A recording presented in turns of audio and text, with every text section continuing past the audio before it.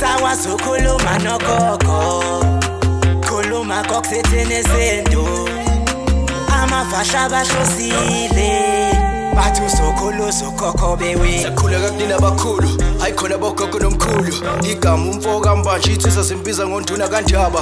Hayi khona yasuke yahlala, impungu sihlebelela ulwazi. Izinto zaqala zakhanya nenkinga zaphela emphela njaba. Isisa kithi siyakhala, sekhona nenyanga zamanga. Izinto sakithi siyahamba engathi sekhona abafundisi bamanga. Impungu ngayishikelela phansi. Ake ngikhuleke umhlaba wonke nasendaweni zonke la kuhamba kufinyelela khona lo mfanekiso oqoshiwe.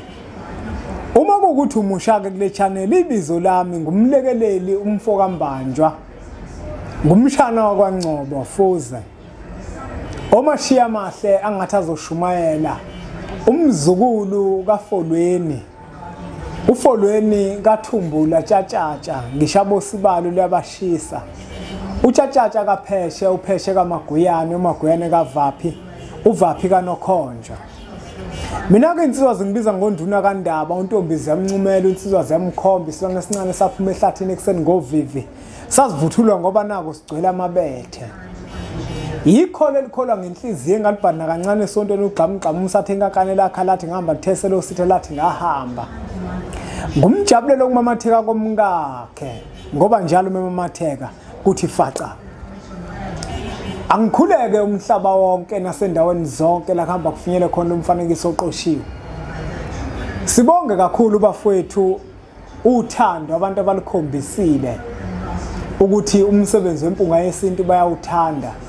Uma impunga yesintu umsebenzi iwehlisa ngenhloso yokuthanda abantu nokuba nothando lokuthi abantu umsebenzi ufinyelele kubona ukuze bezokwazi ukuhlaba bawulawule nakwabanye abantu nangempela basukumele phezulu. Especially sethu bafowethu sivele saphela nje, incwadi sivele zaphela nje ngo4 days. Zaphela nje kathi especially kusuka mhla 25 nje. Kwa mhla 26, 27, 28, 29. Ngomhla ka30 incwadi zaseziphelile. Ngase ngenza nje umusa kubantu okuwukuthi phela ngoba akufanele ukuthi abantu incwadi bangayitholi. Namanje kodwa abantu basangifonela izolo kakhulukazi ngomhla ka5 besifuna ispecial nabantu. Base beba nesicelo kabanye ukuthi njengoba bona sibashile bebecela sibe sesiqhubaka ke bafowethu sathi labo abasalile kade befisa benothando especially kulungile sizosivala ngomhla ka10. Bengifisa kanjalo ukuthi umhla ka10 sisivala.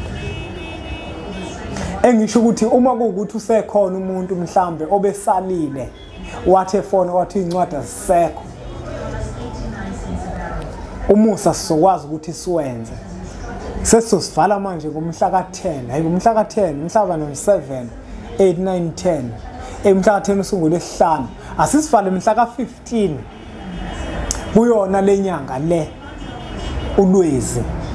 Okusho ukuthi ke special bafethu sisekhona umuntu angafika emphelandaba umhla ka15 usuku lokugcina ngci zibuyela kwentengo yazo.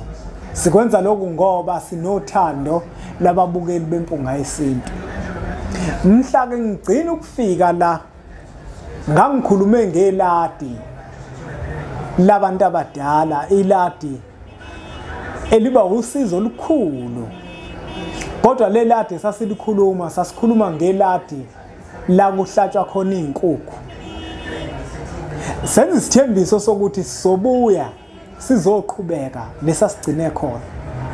Uzokhumbula ukuthi kukhona umuntu othola ukuthi kubo akufanele nje bachithe igazi ngenxa yengqinamba ezithile zasemsamo.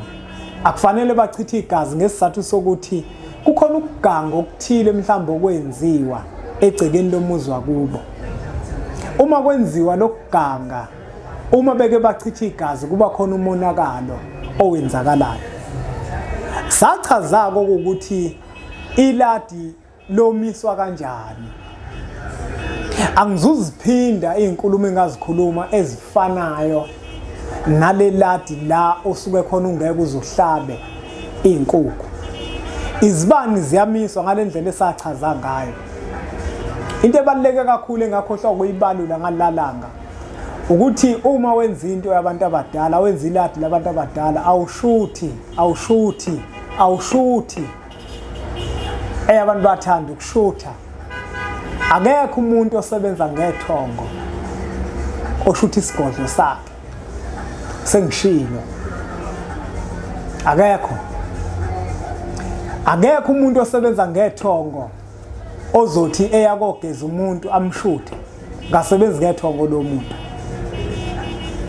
Akekho umuntu osebenza ngethongo wenza leyo nto.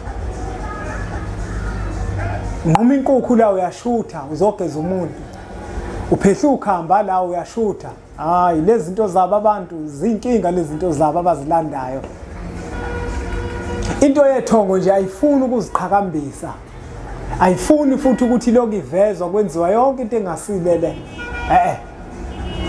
Naloke leladi lela silishuthi leladi lela senzele izilwane, la senzela abantu abadala, sithwebule masenzela abantu abadala.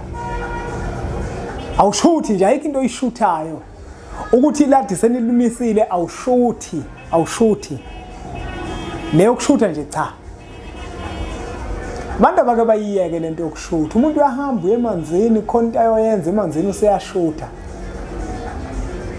Yaphi imfihlo yabantu abadala ngoba kukhona izinto eziyimfihlo nangaleko ukuthi zingcolile. Ibe imfihlo into nje ihlambulukile. Ubani mina okwangibona ukuthi ngigqoka kanjani manje emanzini? Ukhona ongaziyo ngaphandle komuntu engangahamba naye. Ngeke manje ungibone mina sengilongishutha amajazi, manje sengibonakala ngilaza ngamajazi.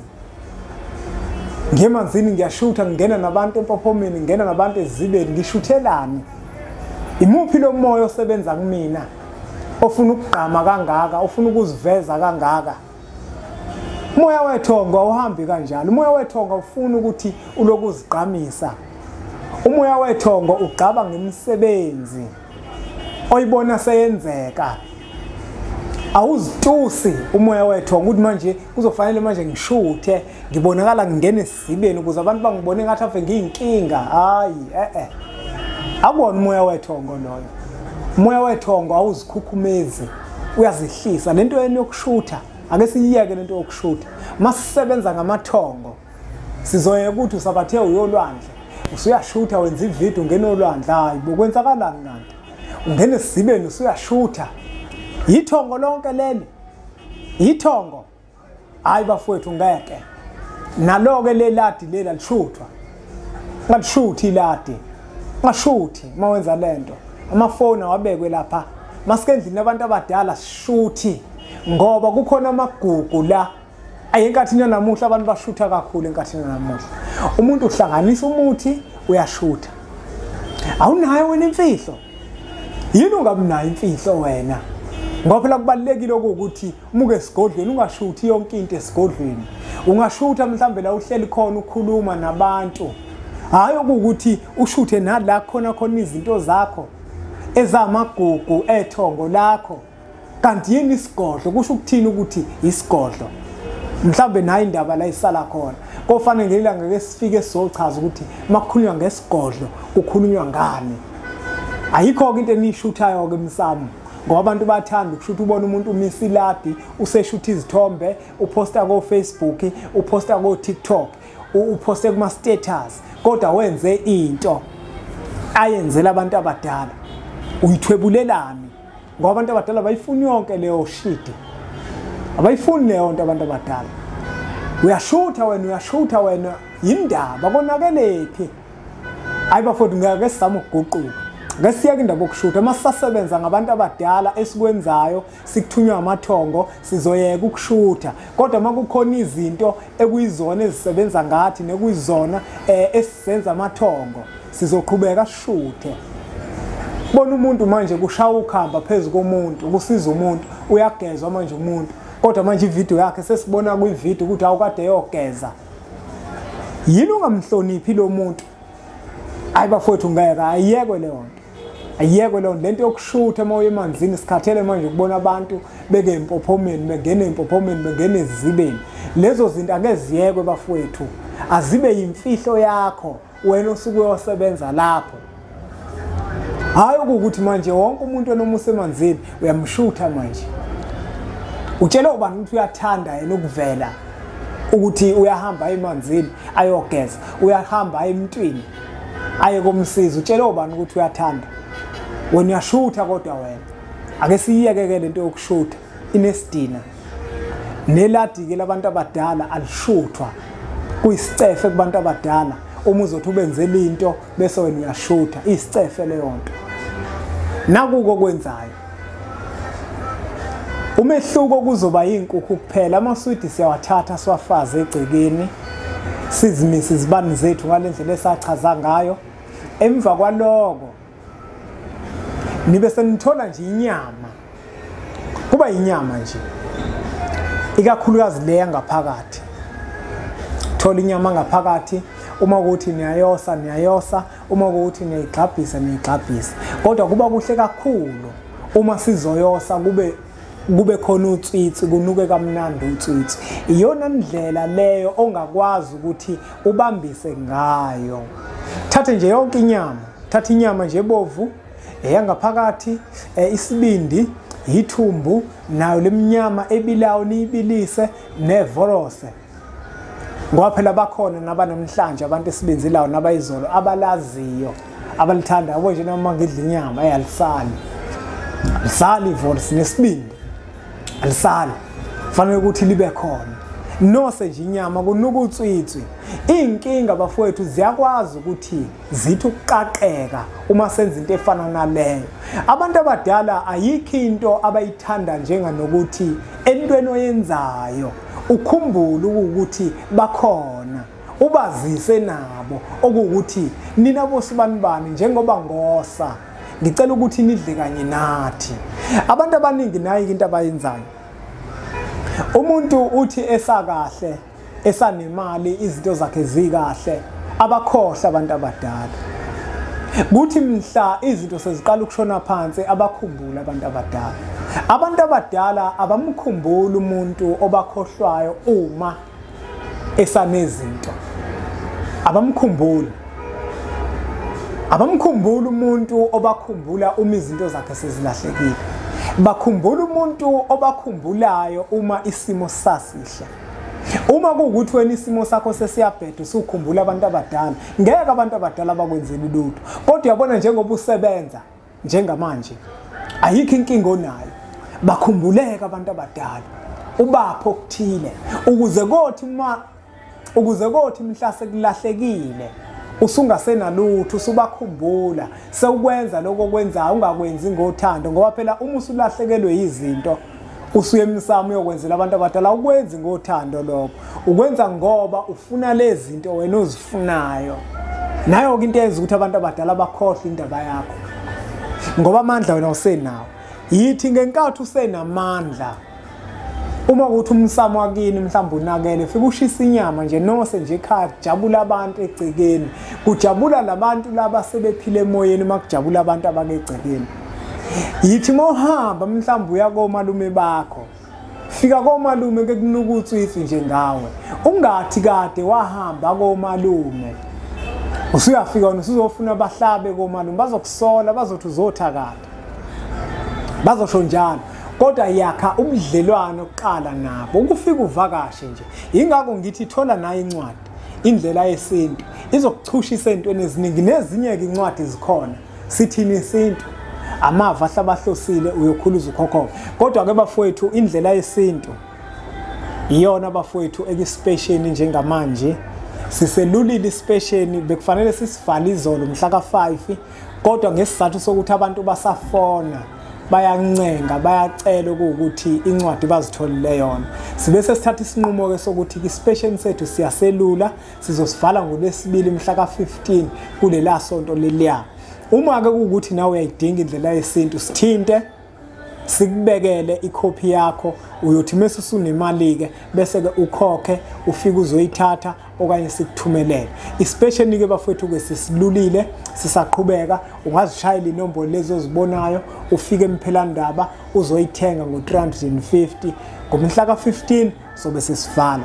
Leladi ke bafowethu ke sasikhulume ngalo umehluko nje ulapho kuphela ekutheni la nosa nje inyama nishisa inyama ngaphakathi enye niyibilise niyigxabhise uma ukuthi niyathanda kodwa kuhle kakhulu uma nizokosa bese abantu abadala nibatshela ukuthi nosele bona niyacela ukuthi badle kanye nani izinto ke zobe sezikhanya asukuthatheke lo mfanekiso oqoshiwe sudlulisile kwabanye abantu ngoba nakubona uzoba usizo olukhulu siqhubeke subscribe ku channel lethu enkulu impunga yesintu TV bese siyiyeke nalento yokushutha amasenze into yabantu abadala noma ngabe yini noma zithi uyosebenza emzini womuntu musu kushutha kunezinto engafanele umhlaba uzibone nalento ukuthi wena yonke into oyenzayo nje uyashutha ugeza umuntu uyashutha wenza umsebenzi kini uyashutha abayifuna abantu abadala leyo nto abanjani laba wena osebenza ngabo ibona impela kulungile ya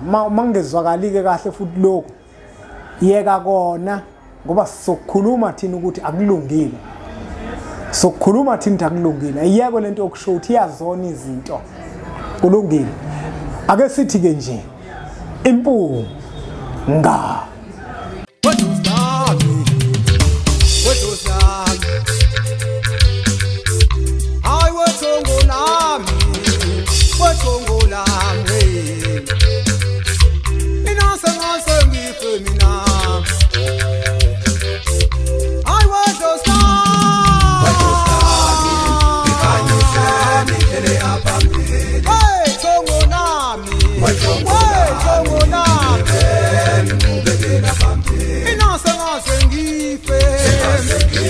Imithetho